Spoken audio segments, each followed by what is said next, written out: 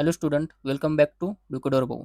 आज आपण पाहणार आहोत प्रोग्रामिंग अँड प्रॉब्लेम सॉल्विंग मधील लास्टचा युनिट ऑब्जेक्ट ओरिएंटेड प्रोग्रामिंग यामधील मोस्ट इम्पॉर्टंट क्वेश्चन आणि पीओक्यूज विथ डिकोडर भाऊ.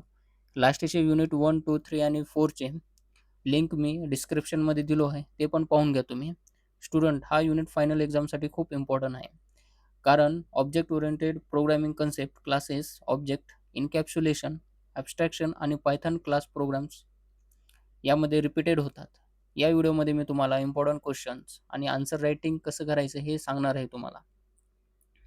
चला तर मग बघूया मोस्ट इम्पॉर्टंट क्वेश्चन युनिट 5. पहिला क्वेश्चन कोणचा आहे? Differentiate between the class variables and object variables with an example. Student, हा क्वेश्चन 4 मार्कासाठी आपल्याला पडू शकतो. इम्पॉर्टंट क्वेश्चन आहे.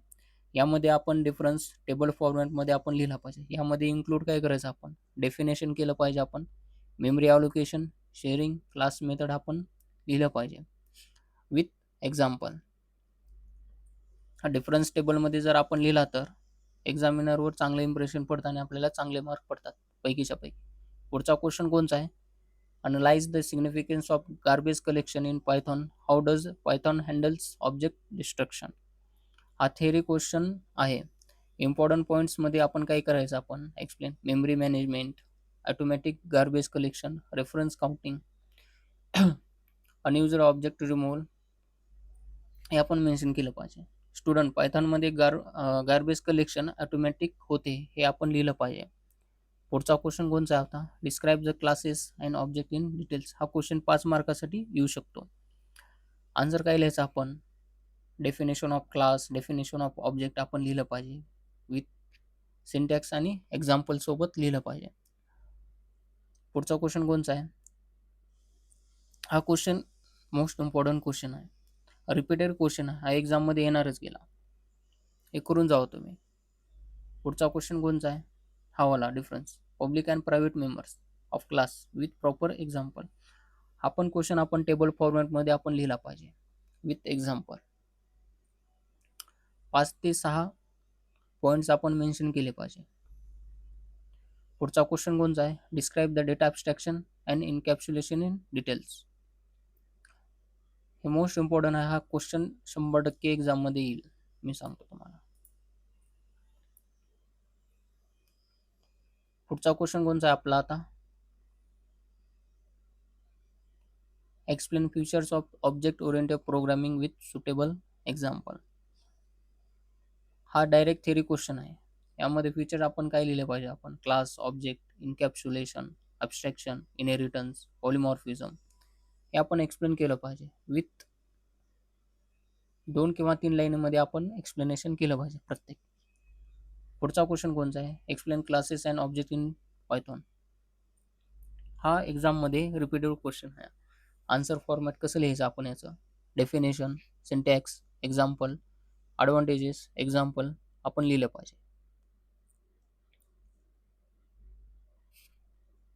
पुढचा क्वेश्चन कोणचा आता? Explain built in function use to access class attribute. हा थेरी क्वेश्चन इम्पॉर्टंट आहे, आपण एक्सप्लेन केलं पाहिजे स्टेप बाय स्टेप. पुढचा क्वेश्चन कोणता आहे आता आपला? Explain class method and static method. हा 5 मार्कासाठी येऊ शकतो 100%. क्लास मेथड एक्सप्लेन करायचं, स्टॅटिक मेथड आपण एक्सप्लेन केलं पाहिजे. पुढचा क्वेश्चन कोणचा आहे?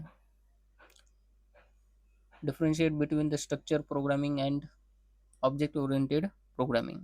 हा मोस्ट इम्पॉर्टंट डिफरन्स आहे. यामध्ये आपण काय केलं पाहिजे? टेबल फॉर्मॅटमध्ये आपण लिहिलं पाहिजे. टॉपिक काय पाहिजे ह्याच्यामध्ये? अप्रोच काय आहे दोघांचा? डेटा सिक्युरिटी काय आहे दोघांमध्ये?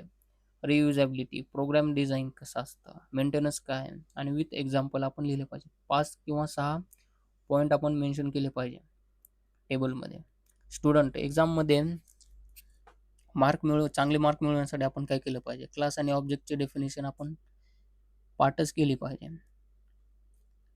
ऑब्जेक्ट ओरिएंटेड प्रोग्रामिंगचे फीचर्स आपण व्यवस्थित समजून घेतले पाहिजे. जर तुम्ही समजले तर तुम्हाला एक्झाममध्ये रिकॉल होईल इझिली.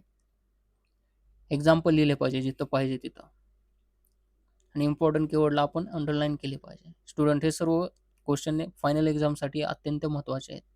जर तुम्ही हे क्वेश्चन प्रॉपरली प्रिपेअर केलं तर युनिट 5मधून तुम्हाला सहज मार्क मिळू शकतात. जर तुम्हाला व्हिडिओ आवडला असेल तर शेअर करा, लाईक करा. डिकोडर भाऊ या चॅनलला सबस्क्राईब करून द्या.